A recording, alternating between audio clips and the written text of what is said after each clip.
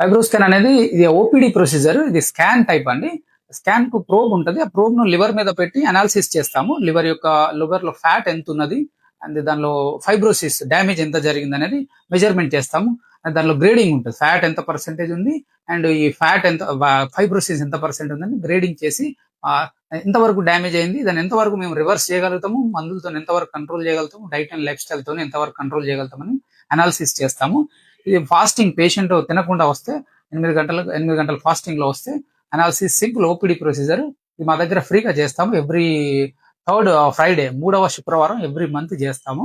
పొద్దున 10 గంటల నుంచి 3 గంటల మధ్యలో తినకుండా వస్తే అందరి పేషెంట్లకు లివర్ యొక్క స్క్రీనింగ్ టెస్ట్ ఇది అందరికీ చేస్తాం.